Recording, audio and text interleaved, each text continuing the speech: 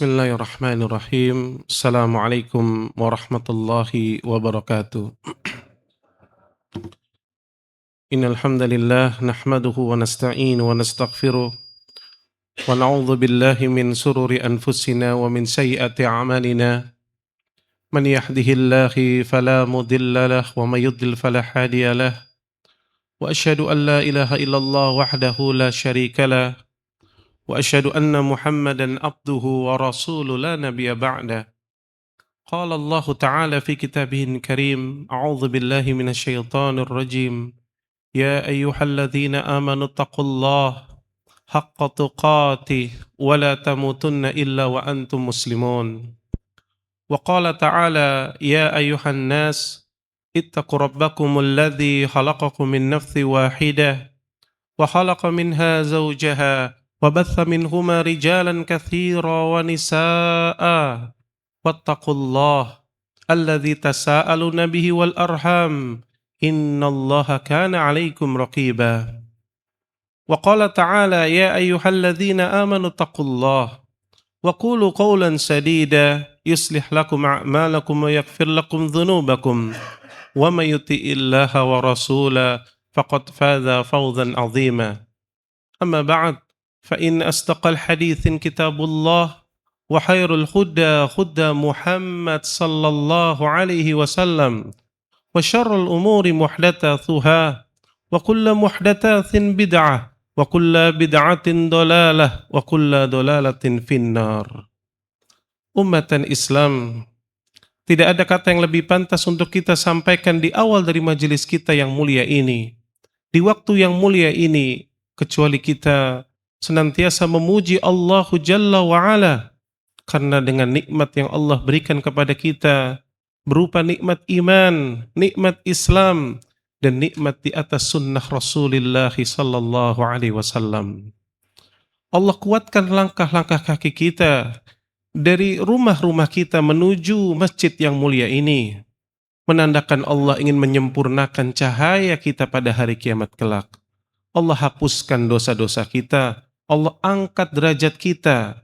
Lalu kita sholat berjamaah, yakni sholat subuh berjamaah yang disaksikan oleh para malaikat-malaikat Allah. Allahu Akbar. Maka setelah itu Allah berikan nikmat tambahannya, yakni duduknya kita di majelis zikir, duduknya kita di majelis ilmu. Dan ini merupakan keberkahan dan kebaikan di atas kebaikan. Maka siapa yang memiliki akal yang kuat, maka hendaknya dia bersyukur kepada Allah Tabarak wa Ta'ala, karena semua itu tidak akan bisa didapatkan kecuali dengan pertolongan Allah Tabarak wa Ta'ala. Salawat dan salam tentunya tidak lupa kita haturkan kepada qudwah kita, baginda Rasulullah sallallahu alaihi wasallam, dan juga kepada seluruh para sahabatnya tanpa terkecuali, dan juga kepada seluruh umatnya yang senantiasa meniti dan membela sunnah beliau sallallahu alaihi wasallam. Bapak Ibu sekalian, kita sebagai orang yang beriman, bahkan kita menyandarkan iman kita kepada manhaj ahlus sunnah wal jamaah. Maka salah satu poin yang paling penting, yakni kita meyakini adanya yaumul hisab. Dan kita meyakini adanya yaumul mizan. Maka akan datang hari di mana akan ditimbang dari amalan-amalan kita. Akan datang di mana akan diperlihatkan amal-amal perbuatan kita. Maka tentunya pada kesempatan yang berbahagia ini, mari kita menyimak dari firman-firman Allah Jalla wa'ala dan sabda Nabi sallallahu alaihi wasallam tentang hisab, tentang perkara mizan, yang mudah-mudahan dengan itu melembutkan hati-hati kita dan mempersiapkan kepulangan kita menuju yakni akhirat yang kekal dan abadi. Ummatan Islam, Ahlus Sunnah meyakini adanya hisab. Dan adanya hisab itu hakun, benar adanya, karena bersandarkan kepada Al-Quran was sunnah serta ijma' dari seluruh para ulama kaum muslimin. Ya. Maka siapapun maknanya Pak, yang pertama kata para ulama, siapapun sekte, kalaupun ada seseorang, baik secara individu maupun kelompok, yang mereka menafikan adanya hisab, maka sungguh mereka telah keluar dari millatul Islam. Ya, karena kita berada di akhir zaman, Pak. Ya, nanti timbul aliran ini, timbul aliran itu. Ya. Makanya kenapa para ulama Ahlussunnah senantiasa, Pak, senantiasa selalu mengingatkan dan mengajak kembali kepada Al-Quran wa sunnah ala fahmis salaf ummah. Tujuannya apa? Mengembalikan agama ini kepada kemurnian. Karena semakin ke belakang, Nabi telah mengingatkan akan terpecah umat ini. Ya, dan yang akan masuk surga hanya satu. Artinya yang betul-betul langsung selamat hanya satu. Ketika ditanya, manhum, siapa mereka? Maka Nabi SAW mengatakan, ma'ana alaihi wa ashabi. Orang-orang yang berjalan di atas jalanku dan jalan para sahabatku. Menandakan akan datang orang-orang yang kata Hudzaifah ibnul Yaman, mereka itu kulitnya sama seperti kita, bahasanya berbahasa seperti kita. Namun mereka telah jauh keluar dari millatul Islam. Ya. Hari ini kita lihat banyak ya, mengaku Islam tapi semua agama sama, ya Pak ya. Banyak sekali, model-modelnya banyak ya. Yang mengingkari azab kubur banyak ya, dan seterusnya. Maka salah satu yang kita bahas pada saat ini yakni Ahlus Sunnah meyakini adanya hisab. Maka hisab ini hakun, betul adanya, benar adanya. Adapun hisab secara bahasa artinya perhitungan. Jadi ngitung secara detail itu namanya hisab. Ya. Secara bahasa. Adapun secara syar'i, yakni Allah Jalla wa'ala akan memperlihatkan kepada hamba-hambanya tentang amal-amal mereka. Ya. Kita bisa membahas dengan lebih lengkap lagi ketika kita contohnya membuka kitab Syarah Lum'atil I'tiqad yang ditulis oleh Syekh Muhammad bin Shalih Utsaimin rahimallahu taala. Ya, maka di situ banyak sekali penjelasan dari para ulama Ahlus Sunnah. Ya. Kita lihat wahai saudaraku bagaimana para ulama menukil ayat-ayat Allah. Yakni yang pertama, ya, para ulama menukil dari surat Al-Ghasiyah, surah yang biasa kita baca, ya. Inna ilayna iyabahum thumma inna alayna hisabahum. Ya. Di penggalan ayat ke-25 itu sampai ke-26 ya, maka dikatakan sesungguhnya kata Allah kepada kamilah mereka akan kembali, kemudian sesungguhnya kewajiban kamilah membuat perhitungan atas mereka. Ayat ini ayat yang sahih, jelas dan sharih menjelaskan bahwa manusia itu pasti akan kembali ya ke yaumil akhir. Dan manusia pada saat itu akan dilakukan hisab, perhitungan atas apa-apa yang telah mereka amalkan. Allahu Akbar.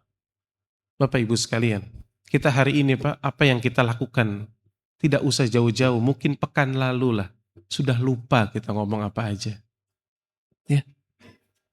Tapi demi Allah, pada saat orang yang dihisab itu betul-betul akan tampak baginya semuanya.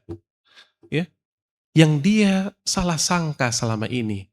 Dia hanya berpikir, itu hanya sebuah ucapan, itu hanya sebuah celotehan, itu hanya sebuah senyuman. Ternyata tidak demikian, wahai saudara. Ya. Di dalam sebuah athar, ya, ada dahulu bernama Abu Sayyad. Ya. Abu Sayyad ini Pak, dia orang yang taat kepada Allah Jalla wa'ala, ya. Namun Allah sedang uji dengan kemiskinan. Ya. Diuji dengan kemiskinan. Maka dia datangi gurunya. Lihat Pak, zaman dulu, lihat orang-orang yang salih, orang-orang yang ya, memiliki keimanan yang benar, kalau susah maupun senang, kalau dia merasa diberikan fitnah, datangnya kepada siapa curhatnya? Kepada orang salih. Jadi kalau lagi susah Pak, nggak usah curhat di status Pak. Ya, nggak usah curhat sama pihak-pihak yang tidak berkepentingan dan tidak memberikan solusi. Datanglah kepada orang alim karena Allah berfirman, "Fas'alu ahla dzikri in kuntum la ta'lamun." Datang kepada ahli ilmu tuh. Datang dia. Maka dia sampaikan hajatnya. Dia minta agar dinasehati lagi. Dia minta agar diistighfarkan. Lihat Pak. Jadi kalau kita dapat kesusahan itu bisa jadi dosa-dosa kita. Maka dia minta kepada gurunya diistighfarkan. Lalu akhirnya gurunya ini lihat. Ini guru juga yang baik. Seorang ya pendakwah yang baik. Maka akhirnya dia doakan muridnya. Lalu dia berikan sebuah alat pancing. Coba kamu mancing. Karena mereka berada di pesisiran.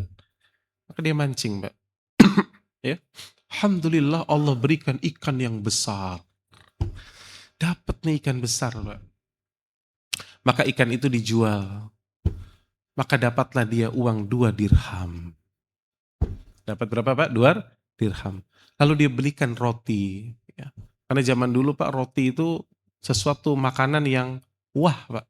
Ya, nggak kayak kita hari ini ibu, bapak ibu pergi kemana-mana, dapat roti gampang ya Bu ya. Zaman dulu tuh susah. Tapi zaman sekarang balik lagi sih Bu. Roti yang dimaksud di sini adalah roti apa sekarang tuh?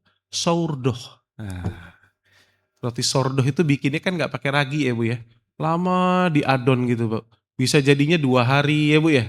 Nah, tapi tanpa pengawet kan, sehingga itu lebih sehat kan. Nah zaman dulu memang orang kalau bikin roti itu lama Pak. Jadi dia beli roti, isinya yang satu di dalamnya keju, yang satu dalamnya isinya susu biasa. Maka dia dapat rotinya, dia ingin kasih gurunya satu. Kata gurunya, lah nggak usah, kamu berikan kepada keluargamu. Singkat cerita Pak, pas dia sudah akhirnya berusaha untuk pulang, ternyata ada seorang pengemis wanita yang sudah kesian sekali sama anaknya Pak. Bawa anak nih. Ini kalau zaman dulu nih beneran nih, ini bukan acting nih Bu nih. Ya, bukan yang kayak kita setiap Jumat tiba-tiba ada di pinggir jalan tuh enggak ya. Jadi betul-betul memang nih orang miskin ya. Dan orang zaman dulu Pak punya izah. Kalau memang nggak susah dia nggak mau minta-minta, nggak mau. Maka dia betul-betul kesusahan, kelaparan. Maka dia teringat wajah istrinya, teringat wajah anaknya. Artinya anak istrinya memang juga lagi susah, lapar. Tapi ini lebih susah. Maka entah kenapa hatinya ya tergerak untuk memberikan roti itu. Keduanya dikasih Pak. Maka ketika dikasih, ya dia ucapkan terima kasih dan anak wanita itu Pak tersenyum Pak. Tersenyum kepada Abu Soyad dengan senyum yang sangat bahagia. Lalu apa yang terjadi setelah itu Pak? Maka Abu Soyad bingung, wah ini pulang mau bawa apa nih? Roti sudah dikasih orang, kasihan. Akhirnya dia berusaha mau cari kerja serabutan aja di pasar.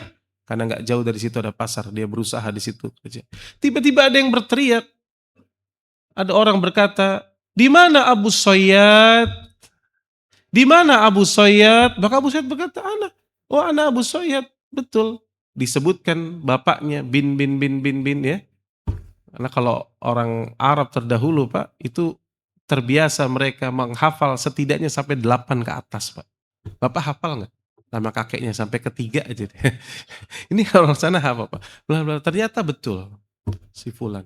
Maka orang ini berkata, aku dulu punya hutang sama bapakmu. Bapaknya udah wafat Abu Soyad. Berapa hutangnya? Ya banyak ini. Saya mau kembalikan, makanya saya mumpung dapat harta. Makanya saya terburu-buru. Saya khawatir ajal saya menjemput. Diberikan Abu Soyad sebanyak 30.000 dirham. Allahu Akbar. Banyak gak tuh Pak? Banyak. Langsung ya kayak. Maka setelah itu dia beli makanan, dia pulang dengan bahagia. Hidupnya berubah langsung Abu Soyad. Langsung berubah. Tapi dia nggak pernah lupa Pak. Karena dia memang rajin ibadah juga. Dia senantiasa bersedekah, bersedekah, bersedekah dengan harta yang dia dapatkan. Selain dia puterin uangnya. Lalu kata Abu Soyad, tiba-tiba aku tertidur. Lalu aku bermimpi seolah-olah aku telah berada di yaumul qiyamah. Di hari kiamat. Maka tiba-tiba setelah aku muncul dihadapkan kepadaku amal-amalku. Dan ditimbang amalku. Ternyata amalku nggak ada yang berat. Amalku nggak ada yang berat. Dia bingung cari-cari terus ya. Dalam mimpinya itu yang dia lihat seperti itu. Maka dia mengatakan, di mana sodakohku? Kata Abu Sayyad. Di mana sodakohku? Bukankah aku banyak bersodakoh 1000 dirham, 1000 dirham. Karena dia setelah dapat harta itu suka bersedekah 1000 dirham. Tapi ternyata Pak, sedekahnya yang 1000 dirham itu ya terkadang hanya keinginan sekedar bersedekah. Ya, kecintaan hanya sekedar bersedekah, tapi bukan betul-betul datang dari kondisi dan hati yang betul-betul penuh dengan pengharapan. Maka pahalanya sedikit. Makanya Bapak jangan heran, Pak. Ada orang bersedekah dengan jumlah yang banyak, tapi di sisi Allah itu nilainya kecil. Ada orang bersedekah mungkin hanya dengan sebutir kurma, lalu Allah kembang biakan menjadi gunung Uhud. Kata Nabi SAW. Jadi gunung Uhud, Bu. Apa yang membedakan? Apa yang ada di dalam hati mereka? Niat dan seterusnya. Maka setelah itu kata Abu Sayyad, aku sudah, selesai sudah. Tapi ternyata sang penyeru mengatakan, tenang Abu Sayyad, hari ini engkau tidak dizalimi. Ada satu amalan sedekahmu lagi yang belum ditimbang. Apa itu? 2 potong roti yang engkau berikan kepada fakir, miskin ketika engkau sedang susah waktu itu.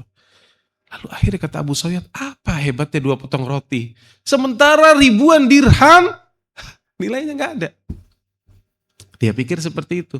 Maka kata Abu Sayyad, letakkanlah di timbangan. Demi Allah, timbanganku menjadi berat. Allahu Akbar. Dan salah satu yang membuat berat apa, Bu? Tahu, Bu? Kata para malaikat, kata Abu Sayyad nih, yang membuat berat timbanganku ternyata senyuman anak kecil itu. Allahu Akbar. Senyuman anak kecil itu yang bahagia tatkala diberikan roti. Demi Allah, wahai saudaraku, tidak ada amal yang paling kecil di muka bumi ini kecuali Allah akan datangkan balasan. Faman ya'mal mithqala dzarratin khairan yarah. Maka jangan pernah menganggap, Pak. Makanya kata Nabi SAW apa? Jangan engkau anggap enteng wajahmu berseri-seri, senyummu ketika engkau berjumpa dengan saudaramu. Maka kita kalau ketemu orang, Pak, senyum, Pak. Itu pahala demi Allah. Jangan muka kita tampakkan wajah yang keras, jangan. Ya. Saya katakan sampai istri sering-sering bercanda, itu pahala, Pak. Ya, istri lewat, Bapak kelitikin lewat, senyum dia. Itu pahala loh, Pak. Bapak pikir enggak pahala. Ya, Nabi itu suka bercanda sama Aisyah radhiyallahu anha. Ya, bahkan Nabi murojaahnya sering dalam riwayat Bukhari, Nabi tiduran di atas paha ibunda kita Aisyah radhiyallahu anha. Maka jangan anggap suatu amalan yang paling kecil kecuali mendatangkan balasan. Ya. Maka orang-orang beriman, Pak, tidak pernah menganggap enteng sekecil apapun. Maka ini perkara yang kita harus pahami. Ya. Taib, Nabi SAW, Pak, di dalam sholatnya, Rasulullah SAW sering sekali berdoa di dalam sholat nih, Pak. Ya. Apa doa Nabi SAW? Ketika dalam sholat berarti doanya kapan tuh? Yang boleh berdoa ketika di dalam sholat? Ketika setelah dalam sujud. Ketika berzikir setelah sujud, maka Nabi berdoa. Atau sebelum salam. Ini yang disunahkan oleh Nabi SAW. Maka Nabi SAW berdoa apa? Yang paling banyak doanya salah satunya. Kata Nabi, Allahumma hasibni hisaban yasira. Allahu Akbar. Nabi mengucapkan doa, Allahumma hasibni hisaban yasira. Ya Allah, hisablah diriku dengan hisab yang mudah. Allahu Akbar, ini Nabi. Nabi SAW. Tidaklah pintu surga itu yang 8 terbuka kecuali dengan ketukan beliau. Bahkan beliau kemungkinan sangat besar masuk surga tanpa hisab dan tanpa azab. Nanti kita ada pembahasannya. Ya. Tapi lihat Nabi bagaimana tawadhu'nya dan bagaimana Nabi menyandarkan dirinya kepada Allah Jalla wa'ala. Tidak meninggikan dirinya. Dan beliau senantiasa bersiap-siap. Dan beliau berdoa paling banyak dalam sholatnya. Allahumma hasibni hisaban yasira. Ya Allah, hisablah diriku dengan hisab yang mudah. Gimana hisab tuh, Pak? Yang mudah, Pak. Ya. Maka hisab, ya, nanti ada penjelasan. Di sini dijelaskan, thumma, kemudian ibunda kita Aisyah radhiyallahu anha pernah bertanya kepada Nabi sallallahu alaihi wasallam, apa yang dimaksud dengan hisaban yasira, hisab yang mudah? Maka Rasulullah sallallahu alaihi wasallam menjawab, Allah akan memperlihatkan kitab hambanya, catatan amal hambanya maksudnya. Thumma, kemudian Allah memaafkannya begitu saja. Dimaafin begitu saja. Jadi diperlihatkan nih Pak, amalnya, ya. Nih, ini amal antum nih. Betul nggak? Ingat dalam hadis tentang yakni seorang pemuda yang membawa 99 sijil. Kullu sijil maddal basar. Setiap catatan dosa seperti sejauh mata memandang. Bapak Ibu pernah ke pantai Bu ya? Atau pernah ke ketika umroh mungkin lewat padang pasir ya? Sejauh mata memandang. Isinya dosa, dosa, dosa. Dan ada 98 lagi kayak begitu Pak. Ngeri gak? Maka Allah berkata kepada hambanya, atunkiru hadha kullah. Apa engkau mengingkari dosa-dosamu ini ya? Hambaku, kasih lihat. Coba ada yang salah nggak? Takutnya kan ada yang salah. Lihat Allah gimana objektifnya. Padahal nggak mungkin ada yang salah. Karena yang nyatat para malaikat, saksinya ada permukaan bumi. Bahkan kulit kita, semuanya menjadi saksi. Atunkiru hadha kullah. Apa engkau ingkari dosa-dosamu? Maka si hamba mengatakan, la ya Rabb, tidak ya Allah. Maka Allah bertanya lagi, alaka uzur? Kamu punya uzur ngelakuin dosa itu? La ya Rabb, tidak ya Allah. Maka si hamba sudah merasa dirinya akan dicampakkan ke neraka. Lalu kata Allah Jalla wa'ala, engkau memiliki kebaikan di sisi kami. Lalu Allah memperlihatkan sebuah bitaqah, sebuah kartu bertuliskan, La ilaha illallah.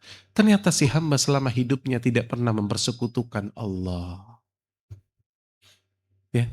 Tidak pernah berbuat syirik. Mau syirik besar apalagi syirik kecil. Nggak percaya suara-suara burung. Kalau ada suara burung manu kuik-kuik artinya mau meninggal orang. Enggak. Lagi panas tiba-tiba turun gerimis. Wah ini mau ada yang meninggal juga nih. Hah? Tangan kanan gatel mau dapat duit. Tangan kiri gatel mau ngeluarin duit. Enggak ngaruh. Bagi orang beriman enggak ngaruh. Dia hanya percaya dari apa yang datang dari Allah dan Rasulnya. Maka keyakinannya kokoh. Nggak percaya ilmu-ilmu kebal dan seterusnya. Nggak mau ikut-ikutan yang aneh-aneh.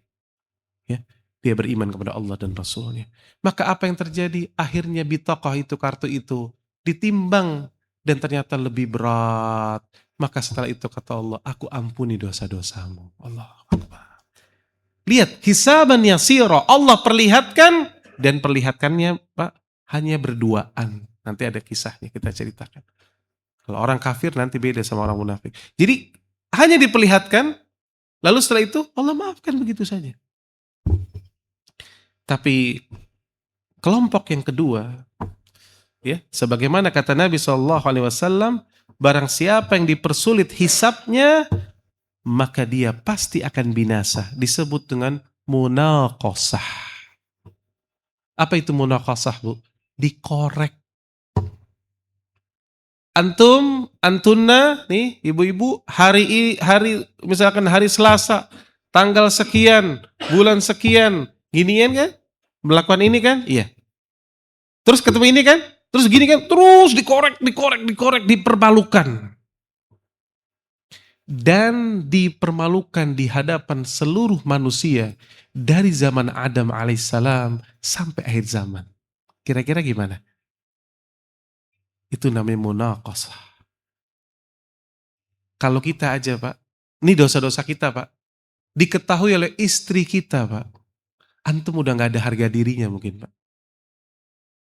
Kalau anak-anak kita tahu seluruh dosa-dosa kita, kelakuan kita, mungkin anak-anak kita pun tidak mau nurut sama kita. Ya, hanya saja kan Allah yang memiliki sifat as-sitir, Allah menutup tuh. Ditutup. Sehingga yang tampak kan kita banyak baiknya kan keluar kan. Ya. Orang kenal kita baiknya, orang kenal kita begini, begitu. Tapi kalau sesungguhnya banyak kekurangan kita, banyak sekali dosa kita ini banyak. Bu. Ya. Ibu-ibu punya teman soulmate sesama temannya, Seandainya itu temannya, tetangganya tahu apa yang pernah ibu ucapkan tentang dia, semuanya. Mungkin gak akan bersahabat ibu. Betul kan? Tapi Allah tutup tuh. Ya, Allah tutup. Nah begitu pula hisab. Ketika dipersulit, dia pasti binasa, kata Nabi. Karena bagaimana tidak binasa ketika Allah mengoreknya, Allah dengan alat bukti yang sangat cukup.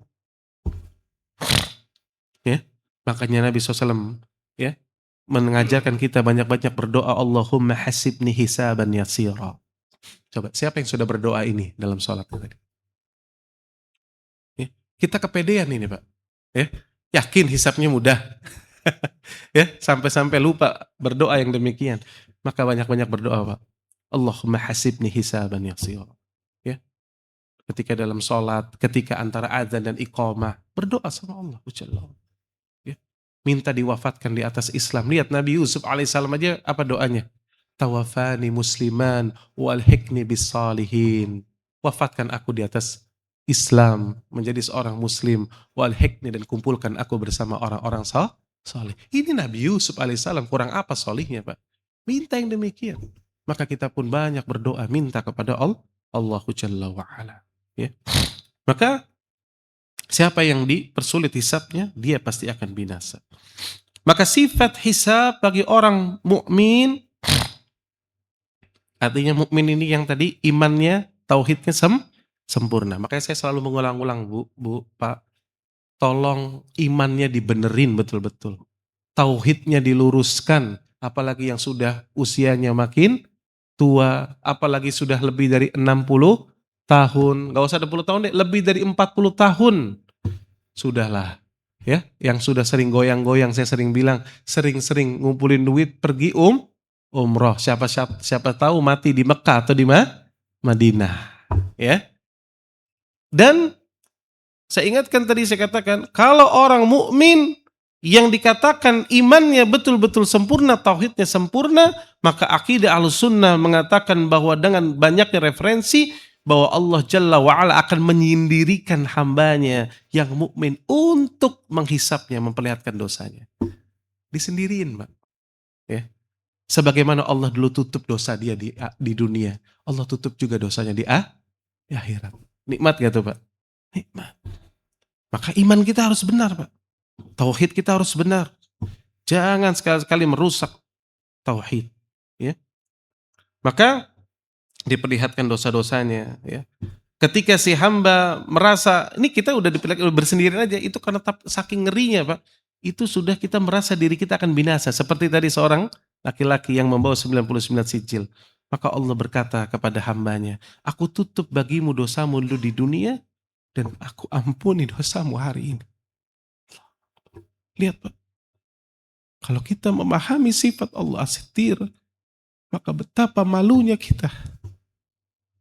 Allah tutup aib kita di dunia, dan ternyata Allah tutup lagi aib kita di akhir.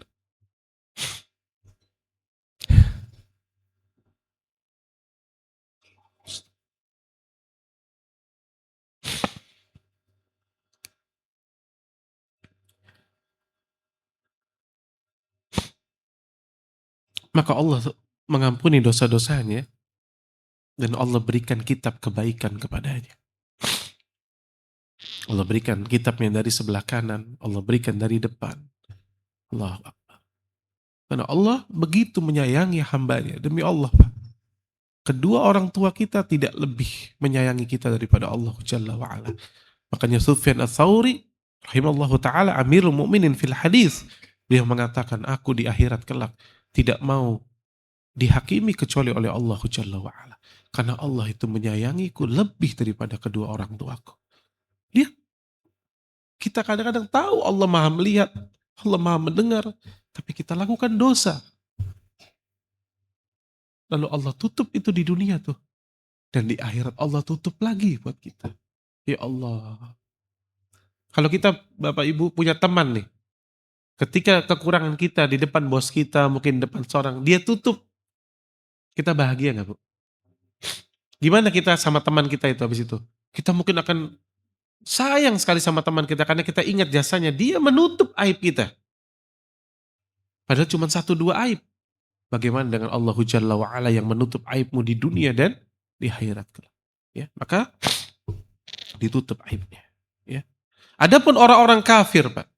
Adapun orang-orang munafik yang suka menipu Allah dan orang-orang beriman, ya, maka mereka dipanggil di hadapan seluruh makhluk. Bayangkan, dipanggilnya di depan seluruh makhluk. Ya, mereka adalah orang-orang yang berdusta atas nama Allah Jalla wa'ala. Ya, kata Allah Tabaraka wa Ta'ala dalam firman-Nya, wa yaqulul ashhadu haula'i alladhina kadzabu ala rabbihim ala la'natullahi 'alal zalimin. Dalam surat Hud, ya, kata Allah, dan para saksi akan berkata, orang-orang inilah yang telah berdusta terhadap Rabb mereka. Ingatlah laknat Allah ditimpakan kepada orang-orang yang zalim. Dan ini orang-orang kafir dan orang-orang munafik. Maka orang-orang kafir, mereka itu tidak dihisap, Pak. Dalam arti tidak dihisap, mereka diperlihatkan sebagaimana hisapnya yang dihitung kebaikan dan kejelekannya. Kenapa? Karena orang kafir imannya saja sudah jelas salah. Apa yang bisa dipertahankan? Ya. Maka orang kafir itu pada hukum asalnya tidak ada kebaikan baginya. Maka saya ingatkan Bapak Ibu, jangan suka bilang ada orang kafir, itu orang baik banget ya. Ya, itu kan menurut pandangan manusia. Ya, bagaimana kita bisa mengatakan orang itu baik sekali, Bu, sementara dia mengingkari Allah yang telah menciptakannya. Ya, dia malah menyembah kepada selain Allah. Ya, maka pada hukum asalnya tidak ada kebaikan bagi orang kafir. Akan tetapi amal-amal mereka akan dihitung, diperlihatkan untuk sebuah keadilan. Lalu dibiarkan begitu saja dan langsung diazab beserta seluruh dengan sebab amal-amal mereka. Ya, jadi bukan untuk ditimbang dalam rangka melihat mana lebih berat, bukan lagi. Hanya memperlihatkan dan langsung dijebloskan. Karena pada hukum asalnya mereka tidak memiliki kebaikan. Maka pada hari kiamat seluruh amalan orang kafir baik akan dijadikan seperti debu. Ini akidah Ahlussunnah, ya. Menjadi seperti debu berterbangan, seperti fata morgana. Nggak ada nilainya. Ya. Mana dalilnya? Dalam surah Al-Furqan. Allah Tabaraka wa Ta'ala berfirman, وَقَدِمْنَا إِلَى مَا عَمِلُوا مِنْ عَمَلٍ فَجَعَلْنَهُ حَبَاءً مَنْثُورًا. Lihat, kata Allah Jalla wa'ala, dan kami hadapkan seluruh amal mereka yang mereka kerjakan, lalu kami jadikan bagaikan debu yang berterbangan. Amalan orang-orang kafir. Ya, Allah yang katakan. Ya. Maka orang-orang kafir, Bapak Ibu, gak usah iri sama mereka. Mereka mau kaya di sini, mau apa, biarin aja. Cuman sebentar. Sebentar. Ya. Hisab dilakukan untuk seluruh manusia, ya, dan ada di antara kaum mukminin yang masuk surga tanpa hisab. Nah ini. Jadi tadi ada orang dihisab dengan mudah, ya Bapak ya. Hisaban yasira. Yang kedua adalah orang-orang kafir dan munafik yang mereka dihisapnya hanya untuk memperlihatkan, setelah itu langsung dibuang. Kemudian tadi ada hisapnya. Dia orang yang bisa jadi yakni pelaku dosa-dosa yang sangat besar mendekati kekufuran, mana munaqasah, dikorek semuanya, dan ada sekelompok manusia orang beriman yang masuk surga tanpa hisab. Coba, gak perlu lagi dihisab, langsung bisa masuk surga.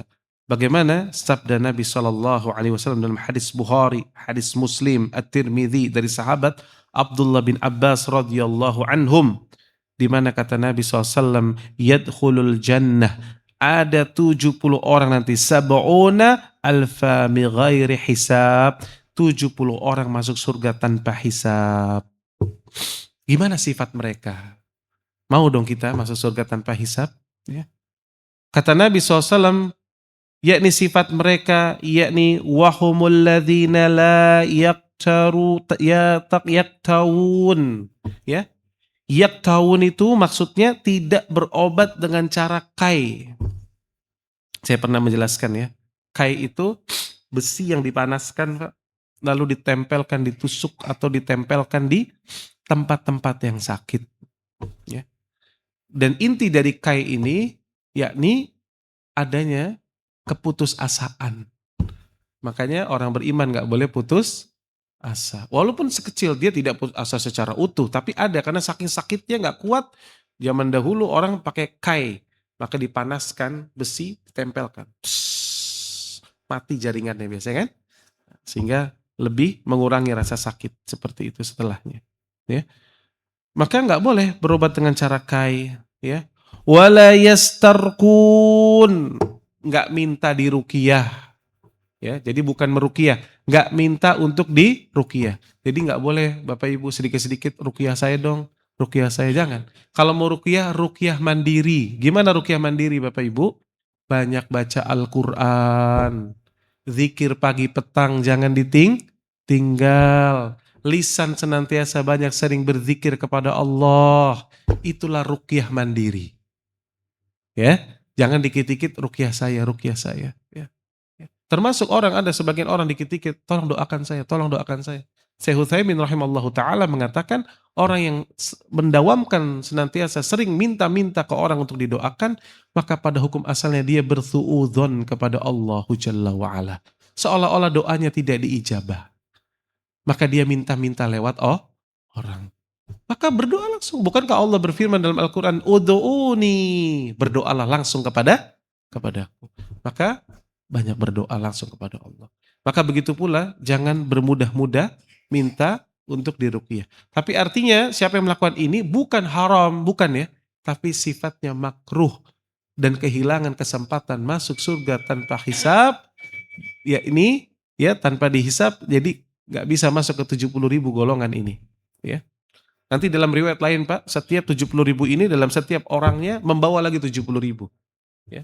Tapi jumlah manusia tentunya sangat banyak. Ini VVIP Pak. Jadi jangan lewatkan. Kalau bisa di akhir hidup kita, jangan berobat dengan cara kai, jangan minta di ruqyah. Kemudian apalagi sifatnya? Wala yatattayyarun. Yakni tidak bertatayur. Gak percaya tuh suara-suara burung, tahayul-tahayul ya Bu ya. Hati-hati nih, jangan deh. Ada suara cicak, tuh kan benar gitu. Apa hubungannya cicak sama benar coba? Ya kan? Gitu loh. Istrinya lagi hamil, suaminya keluar kamar mandi, pakai handuk digantungkan ke lehernya. Langsung dia berkata, ya ampun, ini bayinya pasti kelilit nanti nih. Apa hubungannya suaminya pakai handuk terus bayinya jadi kelilit? Ya. Maka jangan percaya-percaya tahayul ya akhi. Luruskan akidah kita ya. Ambil dari Al-Quran, dari sunnah Nabi Sallallahu Alaihi Wasallam. Ya, kemudian yang terakhir sifat yang paling utama wa ala rabbihim yatawakkalun, dan hanya bertawakal kepada Allah. Jadi Pak, Bu, hidup kita ini memang banyak ujian, Bu. Banyak hal yang tidak sesuai dengan prediksi kita. Banyak hal yang nggak sesuai dengan keinginan kita. Tapi orang beriman sifatnya bertawakal kepada Allah. Apa yang ada pada anak-anak kita, Pak? Apa yang ada pada istri-istri kita? Apa yang ada pada suami-suami kita? Apa yang ada pada pekerjaan kita? Maka bertawakallah kepada Allah Jalla wa'ala. Ya. Jangan ada orang ketika dapat kesusahan bertawakalnya kemana? Ke dukun. Bertawakalnya ke jimat-jimat. Datang ke kuburan-kuburan keramat. Jangan. Dia hanya bertawakal kepada Allah. Ya, dia bertawakal kepada Allah. Dahulu ibu-ibu, para sahabiat Bu, itu garamnya saja habis di rumahnya, ini garam habis nih Bu. Apa yang mereka lakukan Bu? Sholat dulu 2 rakaat, sholat sunnah. Minta sama Allah garam. Baru tuh dia cari tuh ke pasar. Saking bertawakalnya kepada Allah. Coba kita biasakan gitu. Anak kita tiba-tiba sakit. Kemana Bu? Bukan mikirin dokter apa, klinik apa. Bukan. Sholat 2 rakaat. Minta kepada Allah. Ya Allah, anakku sakit ya Allah. Sembuhkan anakku ya Allah. Minta kepada Allah. Suami ibu tiba-tiba lagi ngeleong sana, ngeleong sini. Bukan ngomel Bu. Sholat Bu. Sholat 2 rakaat. Sholat malam. Minta sama Allah. Ya Allah, berikan hidayah dan taufik kepada suamiku ya Allah. Gitu. Ya, begitu pula bapak-bapak, ya, istri kerjanya belanja melulu, ya. Habis dapat warisan nggak pernah pulang, ya Allah. Punya grup dia temennya ibu-ibu kerjanya rihlah terus jalan-jalan sana sini. Doakan Pak, agar dia betah di rumah. Bu, saya kasih tahu Ibu ya, dalam surah Al-Ahzab Allah katakan, wanita itu tempatnya di rumah. Jadi Ibu, perempuan itu Bu, di rumah aja nih nggak ngapa-ngapain. Ibu nggak puasa, nggak ngapa-ngapain nih ya, itu dapat pahala Bu. Itu enaknya perempuan Bu. Di rumahnya tuh perempuan tuh dapat pahala. Karena kata para ulama, ayat itu kembali kepada yakni asalnya, karena itu perintah dan perintah itu sifatnya. Siapa yang mengerjakannya, maka baginya pahala. Maka wanita itu ketika di rumah dia berdiam dapat pahala, pahala terus muter. Walaupun dia cuman santai-santai duduk-duduk, ya, dia menunggu waktu sholat, kemudian dia ngurusin bikin makanan dan seterusnya, dapat lagi tambahan pahala. Allahu Akbar. Ya, maka bertawakallah kepada Allah Jalla wa Ala. Ya, maka itu sifatnya. Siapa yang mau mendapatkan hisab yang baik, ya. Kemudian Ahlus Sunnah juga meyakini al-mizan, ya, meyakini artinya al-mizan, ya, yakni al-mizan timbangan dan dibukakannya catatan-catatan amal tadi, ya. Maka secara bahasa arti mizan yakni sebuah alat, ya, yang kalau kita katakan mungkin raca, ya, untuk mengukur suatu berat, ya, dan ringannya sebuah beban. Jadi bedanya Pak, mizannya Allah itu sangat sensitif. Ya. Kalau saya dulu pernah belajar ada namanya analytical balance. Ya. Jadi itu untuk eh, melihat berat sampai yang di 0,00 sekian gram. Ya. Jadi kalau itu saja sudah dianggap sensitif Pak. Jadi cara nimbangnya itu sampai harus ditutup. Set, gitu. Jadi kita ambil, tetesin, tutup. Karena kalau kena udara dikit naik dia Pak. Paham ya Pak ya? Saking sensitifnya timbangannya. Itu kita anggap itu timbangan tersensitif hari ini Pak bagi manusia. Demi Allah, mizan Allah lebih sensitif daripada demikian. Ya, akan ditimbang semuanya. Ya. Dan mizan, ya, secara istilah tadi mizan sesuatu yang Allah letakkan di hari kiamat, menimbang amalan hamba, ya, yang telah ditunjukkan oleh Al-Quran dan Sunnah Nabi SAW serta ijma para sahabat Nabi Sallallahu Alaihi Wasallam. Ya.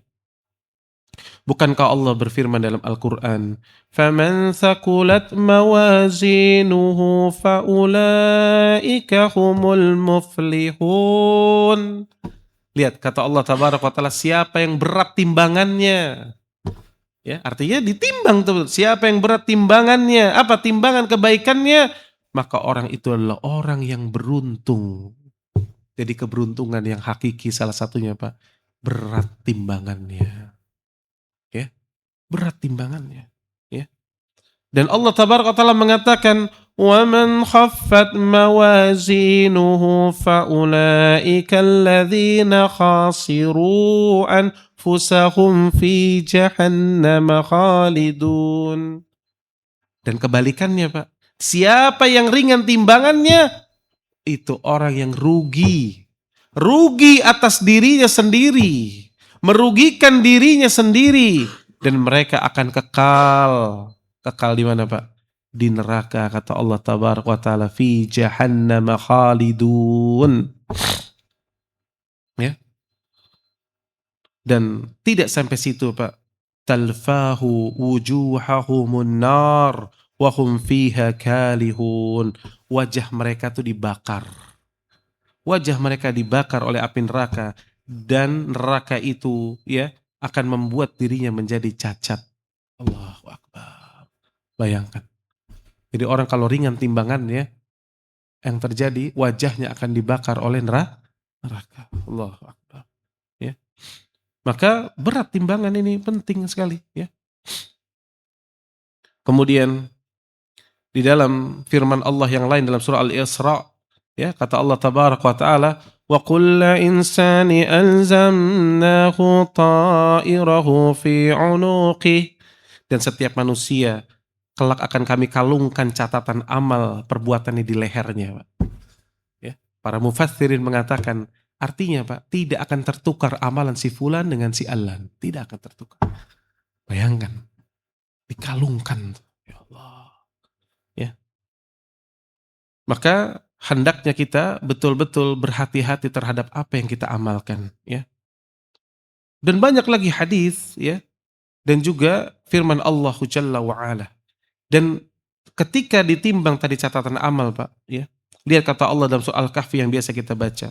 وَوُضِعَ الْكِتَابُ فَتَرَى الْمُجْرِمِينَ مُشْفِقِينَ مِمَّا فِيهِ يَقُولُونَ يَا وَيْلَتَنَا مَا لِهَذَا الْكِتَابِ لَا يُغَادِرُ صَغِيرَةً وَلَا كَبِيرَةً إِلَّا أَحْصَاهَا. Lihat, kata Allah ketika diletakkan kitab itu, lalu engkau melihat orang-orang yang ketakutan tuh karena banyak dosanya. Mereka mengatakan, celaka. Kitab apa ini? Tidak meninggalkan yang kecil maupun yang besar. Semuanya ada, ya Allah. Semuanya tercatat. Ya. Apa yang telah mereka kerjakan. Ya. Dan Allah menutup ayatnya dan mengatakan, وَوَجَدُوا مَا عَمِلُوا حَاضِرًا. Ketika semuanya tadi catatannya telah hadir semua di situ, wala yadzlimu rabbuka ahada. Ingat Allah tidak menzalimi hambanya. Kan kamu yang bikin. Ini hanya bentuk buktinya. Tidak ada kezaliman Allah Jalla wa'ala. Ya. Maka hati-hati Bapak Ibu sekalian. Kita jangan bermudah-mudah. Ingat. Ya. Ketika Allah Tabaraka Ta'ala, ya, akhirnya ya, memperlihatkan nanti semuanya. Dan itu hakun benar adanya. Dan salah satu ingin menguatkan timbangan kita tadi apa? Pertama akidah, tauhid. Ya. Dan banyaklah beramal, salih dan berakhlak mulia. Karena yang paling berat timbangannya pada hari kiamat, husnul khuluq, akhlak yang mulia. Perhatikan akhlak kita sama Allah, akhlak kita sama Nabi SAW, akhlak kita kepada sesama kaum muslimin. Ya, saya katakan, kita banyak ngaji ini Pak, harus makin lembut hati kita. Harus suka memberi uzur sama saudara kita. Ya. Banyak mendoakan saudara-saudara kita. Makanya ahlu sunnah Pak. Kenapa? Ya, itu jauh dari sifat mencela. Ya. Jauh dari sifat-sifat menjatuhkan. Kita ahlu sunnah hobinya mendoakan. Ya. Makanya lihat, termasuk kepada pemimpin kita, pemerintah kita. Pemimpin kita banyak kekurangan nggak Pak? Banyak. Tapi bukanlah solusi ketika kita hanya mencaci maki, mencerca mereka. Apa yang terbaik? Doa, doakan. Doakan pemimpin kita. Itulah ahlu sunnah. Ya. Maka doakan. Ya. Dan kita harus belajar. Betapa banyak pelajaran yang harus kita petik. Pemimpin-pemimpin yang telah berlalu, yang dahulu juga kita cela. Lalu jatuh dan berganti menjadi pemimpin yang lebih buruk lagi akhirnya. Ya kan? Apa yang faedahnya? Punya pemimpin satu, antum celak, antum jatuhkan, besok ganti lagi, lebih buruk lagi ternyata, nggak lebih baik. Maka yang lebih utama apa? Ikuti akidah para ulama, ya, akidah ahlus sunnah, ya, yang dibawa oleh Rasulullah SAW. Banyak-banyak doakan, berdoa, ya, doakan. Dan orang yang banyak berdoa itu pun akan memperberat timbangan dia, ya, memperberat timbangan dia. Lihat Bu, ada sabda Nabi SAW. Kata Nabi SAW, kalimatani, ya, khafifatani alal lisani, thaqilatani fil mizan. Ya. Kata Nabi SAW, ada dua kalimat yang ringan di lisan, ringan sekali, ya, tapi begitu berat di mizan. Ya. Habibatani ilar rahman. Kenapa? Karena dicintai sama Allahu Jalla wa'ala. Itu poinnya. Karena kalimat ini dicintai oleh Allahu Jalla wa'ala. Apa itu? Subhanallahi wa bihamdi, subhanallahil azim. Dua kalimat ini enteng gak Pak? Enteng. Enteng ya Bu ya? Cuman subhanallahi wa bihamdi, subhanallahil azim, subhanallahi wa bihamdi, subhanallahil azim. Coba bapak-bapak di mobil, ya, bahkan ketika umroh Bu, lagi tawaf, ada jamaah dulu bertanya sama saya, Ustadz saya mau baca apa, saya bingung. tapi saya ingin amalan itu berat di sisi Allah. Maka saya katakan ucapkanlah subhanallahi wa bihamdi subhanallahil azim. Subhanallahi wa bihamdi subhanallahil azim. Dan tatkala engkau sampai ke rukun yamani menuju hajar aswad, maka berdoalah Rabbana atina fid dunya hasanah wa fil akhirati hasanah wa qina adzaban bannar. Maka kalimat ini ya ringan di lisan. Tapi poinnya apa tadi? Dicintai oleh Allah. Maka kalau kita mau berbicara Bapak Ibu sekalian, ingat hari akan ada hisab dan mizan. Hendaknya engkau mengucapkan ucapan yang dicintai oleh Allah Jalla wa'ala. Maka konsep seorang mukmin ketika berbicara pun, ketika keluar dari lisannya, hanya ada dua pilihan. Faliyakul khairan aw liyasmut. Ucapkan yang baik atau diam. Ucapkan yang baik atau diam. Ya. Jangan bermudah-mudah. Demi Allah semua itu akan datang menjadi catatan amal kita. Dan itu pun akan ditimbang di mizan. Dan kita akan berbahagia. Pak. Orang yang paling berbahagia pada hari kiamat, yakni ketika di mizannya banyak sekali catatan amal-amal dia dari ucapan-ucapan dia yang memperberat. Apa saja yang memperberat tadi? Subhanallah wa bihamdi subhanallahil azim.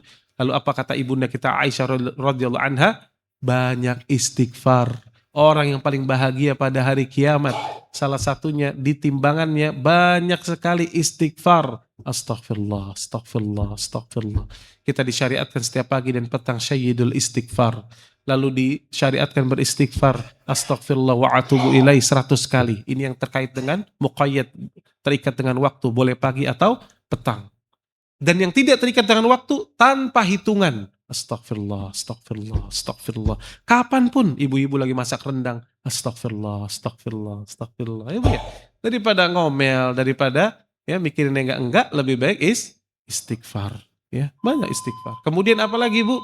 Ucapan alhamdulillah. Dikit-dikit alhamdulillah. Habis makan alhamdulillah. Banyak-banyak ucapkan alhamdulillah. Kenapa Bu? Karena alhamdulillah kata Nabi SAW, orang yang banyak mengucapkan alhamdulillah sebuah ucapan yang akan memenuhi mizan mereka. Allahu Akbar.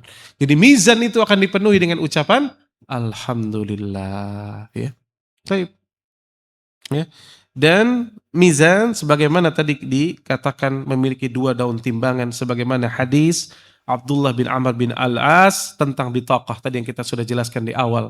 Akan ada seseorang diperlihatkan amalnya lalu diletakkan satu di timbangan ya neracanya, dan neraca ada dua kan, satu daun timbangan diletakkan dosa-dosanya, yakni 99 sijil kullu sijil madal basar. Jadi bayangkan Bu ya, sebesar apa tuh timbangan Allah, akal kita nggak sampai ya. Kemudian Allah letakkan di satu daun timbangannya sebuah bitaqah, kartu bertuliskan la ilaha illallah. Lalu beratlah timbangannya itu ya. Maka kita ya dari pertemuan ini Bapak Ibu sekalian kita bisa mengambil ya ilmu, kita bisa mengambil hikmah ya bahwa mizan itu hakun ya, hisab itu hakun apa adanya ya. Maka hendaknya orang-orang beriman meyakini akan ada hari itu, maka hiduplah berhati-hati di permukaan bumi sebagaimana nasihat Ubay bin Ka'ab radhiyallahu anhum kepada Umar bin Khattab ketika beliau bertanya, apa itu takwa wahai Amirul Mukminin? Maka Ubay berkata, bagaimana pendapatmu wahai Amirul Mukminin kalau engkau berjalan di hadapanmu ada duri dan paku? Lalu kata Umar bin Khattab, tentu aku akan berhati-hati. Maka kata Ubay bin Ka'ab radhiyallahu anhum, itulah takwa. Orang yang bertakwa, orang beriman itu hidupnya hati-hati, tidak asal ngomong, tidak asal melangkah, tidak asal mengambil sesuatu, dan tidak asal-asalan ketika hidup. Mereka semua perhatikan sesuai dengan rules, aturan dari Allah dan Rasulnya. Kalau mereka menyimpang, bersegera mereka kembali ke jalur yang benar, bertobat kepada Allah Jalla wa'ala. Ya, ini yang harus kita lakukan. Dan tadi banyak-banyaklah beramal soleh yang memberatkan amal kita, yakni yang pertama iman yang benar, tauhid, dan banyak-banyaklah beramal soleh sesuai dengan tuntunan Nabi Sallallahu Alaihi Wasallam. Ya mungkin ini yang bisa saya sampaikan. Dan Bapak Ibu sekalian ya mungkin pertanyaan satu saja ya, karena kebetulan saya izin ada keperluan saya harus pergi ya. Mungkin satu saya Pak. Betul Pak. Ya.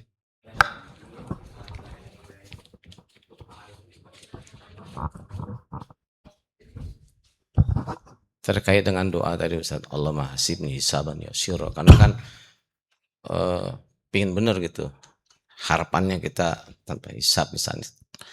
Apakah senilai doa Allahumma hasibni hisaban yasyira itu dengan Allahumma innaka afuwun tuhibbul afwa fa'fu anni? Kalau nggak salah itu doa juga bisa untuk kita dimudahkan dan dihapuskan dosa-dosanya gitu. Kita pasti banyak salah, tapi dengan menutupi aib tadi Ustaz menyampaikan Allah tutupi aib kita di dunia juga di akhirat di dalam waktu hisab itu ya Ustaz. Karena saya bisa bayangkan kita sebagai orang banyak salah tentu malu apakah kita memang pada waktu hisab itu sebagai seorang muslim pada waktu ditanya oleh Allah itu apakah diperlihatkan juga pada orang-orang lain gitu. Saya bayangkan kalau saya lagi dihisab itu apa yang jadi aib-aib saya itu di belakang saya ada Pak Burhan itu, malu juga saya Ustaz. Itu bagaimana Ustaz mengenai hal itu? Terima kasih Ustaz. Assalamualaikum warahmatullahi wabarakatuh. Waalaikumsalam. Iya, yang pertama Pak tadi doanya terus dilazimkan ya Pak ya. Allahumma hasibni hisaban yasyira. Adapun Allahumma innaka afuwun tuhibbul afwa fa'fu anni. Ini terkait kebaikan juga. Sebagaimana doa ini dilazimkan ya oleh kaum muslimin ketika masuk di 10 malam terakhir di bulan Ramadan khususnya ya. Maka banyak dia berdoa kata Nabi SAW, siapa yang mengira ya bahwa malam itu adalah malam Lailatul Qadar, perbanyak doa Allahumma innaka afuwun tuhibbul afwa fa'fu anni. Karena Allah itu Maha Pemaaf, minta diampuni karena dosa-dosa itulah yang mendatangkan musibah di dunia dan di akhirat. Maka siapa yang dimaafkan oleh Allah, lalu dosa-dosanya diampuni, artinya apa? Maka musibah dan masalah-masalahnya akan diangkat. Khususnya pada yaumul qiyamah. Khususnya pada saat yaumul mizan tadi. Hari di mana ditimbang amalan kita. Kalau Allah telah maafkan, maka Allah akan mudahkan hisab kita dan Allah tabaraka taala masukkan kita ke dalam surga. Adapun tadi apakah akan ada orang sebagaimana tadi saya jelaskan bahwa orang-orang beriman yang imannya benar Pak, demi Allah, Allah akan menghisapnya dengan bersendirian. Jadi nggak ada orang. Ya, makanya tadi kuncinya apa Pak? Iman yang benar, mentauhidkan Allah dengan benar, yang senantiasa merasa dilihat oleh Allah, yang senantiasa bertawakal hanya kepada Allah. Jangan sekali-kali Pak, kita apalagi usia sudah tua ini, setiap ada subhat, masukan begini begitu, yang keluar dari akidah yang sahih, maka tinggalkan perkataan itu. Tinggalkan perkataan itu. Makanya salah satu lihat bagaimana ucapan dahulu para ulama, para sahabat, tinggalkan ucapan nenek moyang kalian. Artinya nenek moyang kalian yang tidak bersesuai dengan Al-Quran dan Sunnah. Kembalikan semuanya kepada Allah dan Rasulnya, dan itulah jalan sebaik-baik jalan keselamatan. Tapi mungkin ini yang bisa Anda sampaikan, Anda izin ya. Mohon maaf ibu-ibu, kalau ada pertanyaan yang memang perlu ingin dijawab Bu, bisa nanti dituliskan di WA lewat Pak Nanang, nanti insya Allah Anda jawab by WA, insya Allah ya. Jadi nggak usah khawatir, bisa lewat Pak Nanang atau lewat Pak Burhan. Ya insya Allah nanti Anda ketika ada waktu Anda akan jawab pertanyaan sesuai dengan yang Anda miliki ilmunya. Demikian, subhanakallahumma wa bihamdika asyhadu an la ilaha illa anta astaghfiruka wa atubu ilaik. Assalamualaikum warahmatullahi wabarakatuh.